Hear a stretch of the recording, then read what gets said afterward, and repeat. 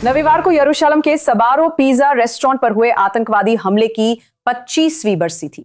इस हमले में 16 लोगों की मौत हो गई थी। बम विस्फोट में 130 अन्य लोग घायल हो गए थे। श्म्यूएल ग्रीनबाउम की पत्नी शोशाना उन लोगों में से एक थी जिनकी मौत हो गई थी। वो गर्भवती थी और दोनों की ही आतंकवादी हमले में मौत हो गई थी और तब से उन्होंने अपने दर्द को एक मकसद में बदल दिया है। पार्टनर्स इन काइंडनेस नामक एक पहल शुरू की है और हमें बहुत खुशी है कि वे हमारे स्टूडियो में हैं। नमस्ते और यहाँ आने के लिए धन्यवाद। मुझे आमंत्रित करने के लिए धन्यवाद। तो 25 साल, मुझे पता है अगर आप इस आतंकवादी हमले से जुड़े नहीं हैं तो ये बहुत लंबा समय लगता है। मुझे पता है कि ये 9/11 से 1 महीने पहले हुआ था। सबसे पहले जब ये हुआ तो आप शोक कैसे मना पाई और आप अपनी जिंदगी को बेहतर बनाने के लिए उस मुकाम तक कैसे पहुंच पाई जहां आप बदलाव ला सकी? मुझे लगता है कि इसका एक हिस्सा मेरी पर्सनैलिटी है। मैं हमेशा बड़ी तस्वीर देखने वाला इंसान हूँ। हमेशा ये देखता हूँ कि मैं लोगों को कैसे प्रोत्साहित कर सकता हूँ और जब आप दूसरों पर ध्यान देते हैं तो वो आपको भी ऊपर उठाने में मदद करता है। दिलचस्प है। तो जब ये हुआ आप यहाँ नहीं थी, आप दोनों इजराइल में साथ थी और आप पहले ही घर लौट चुकी थी। मैं रविवार को घर चली गई थी और हमला गुरुवार को हुआ था।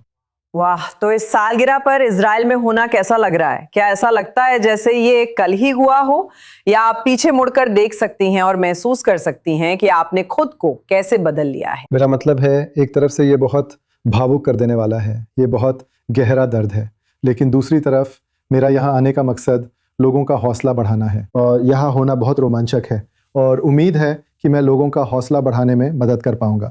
लोगों को जोड़ने के लिए, लोगों को साथ लाने के लिए। तो हमें इस पहल के बारे में बताइए, इसका नाम क्या है और इसका तरीका क्या है? तो हुआ ये कि पिछले 25 सालों से मैं दयालुता की कहानियां साझा करता आ रहा हूँ।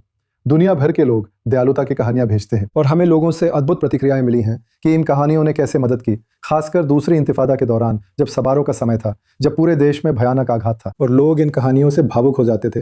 ये कहानियां उन्हें प्रेरित करती थीं और उनकी मदद करती थीं। हर तरह की प्रतिक्रियाएं मिलती थीं और ऐसा 9/11 के समय भी हुआ था। ये अद्भुत था। तो मैंने इस विषय पर बहुत शोध किया, मैंने इस विषय पर बहुत रिसर्च की, वैज्ञानिक शोध, सिर्फ ये देखने के लिए कि आखिर क्या चीज़ लोगों को उत्साहित कर रही थी और हम इसे कैसे बढ़ा सकते हैं, हम इसके जरिए दुनिया को कैसे बेहतर बना सकते हैं। तो 25 सालों तक मैं ये ईमेल भेजता रहा और ये अद्भुत था, शक्तिशाली था। लोग, ये बहुत मज़ेदार है। इस हफ्ते मैं इजराइल में था तो मैं ईमेल्स भेजने में उतना नियमित नहीं रहा।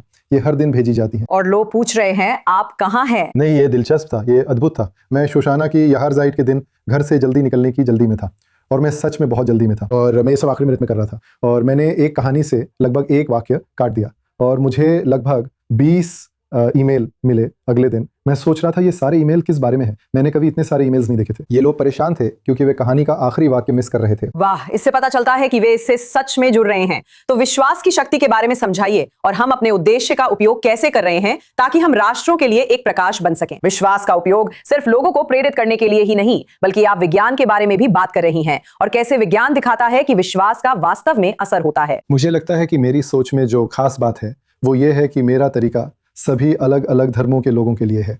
सिर्फ यहूदी, सिर्फ ईसाई, सिर्फ मुस्लिम ही नहीं, बल्कि सभी धर्मों के लोग और वे लोग भी जिनका कोई धर्म नहीं है। यही मेरा तरीका है। तो आप उन लोगों को जिनका कोई विश्वास नहीं है उन्हें विश्वास कैसे दिलाती हैं? तो ये वाकई कमाल की बात है। तो असल में देखिए, मैं कौन सा तरीका अपनाऊं? चलिए मान लीजिए एक जैविक तरीका।